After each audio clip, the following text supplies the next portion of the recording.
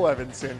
And it's time to talk sports. Well, folks, Colorado Mesa men's and women's basketball ended 2024 2 weeks ago with some pretty great performances. And even though we haven't seen them play in over 10 days, the Rocky Mountain Athletic Conference has just announced the weekly awards from those games. And just what a season Olivia Reed is having for CMU. In 2 games at Nova Southeastern down in South Florida, Reed averaged a ridiculous 39 points and 12 rebounds, including a program record 45 points against the 8th-ranked team in the nation, Pitt State. And with these huge numbers, the defending RMAC Player of the Year has taken home both RMAC Offensive and Defensive Player of the Week awards. Reed and the Mavs return to action on January 9th. And how about on the men's side, Christopher Speller, one of the few players to not be a newcomer this season. Speller, now in his 5th season with the Mavs, stepped up on the defensive end in a pair of wins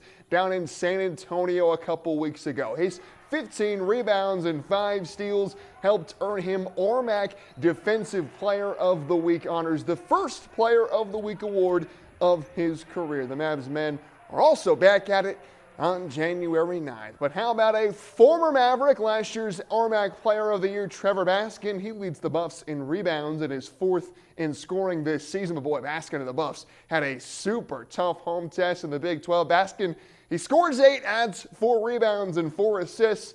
And this one was close late, just a 1-point game with 4 minutes left. But number 3, Iowa State gets the win 79-69. And the Denver Nuggets are winners. In Salt Lake City, Nikola Jokic goes off for 36 points, 22 rebounds, and 10 assists. Another triple-double for the Joker. Russell Westbrook also had a triple-double in this one as Denver improves to 18-13 with the win over Utah. And folks, we are just 1 day away from the first ever college football playoff quarterfinal. And a lot of people were not thrilled with how round 1 played out. Perhaps disappointingly, none of the 4 games were 1-score games, and 3 of the 4 were pretty much blowouts. But maybe that was a blessing in disguise. The 4 teams that proved they were very worthy of a playoff spot. Now we get to see those 4 teams take on 4 conference champions who got to be on their couch last week. And just for fun, here is how I see the college football playoff going down. Give me Arizona State to upset Texas,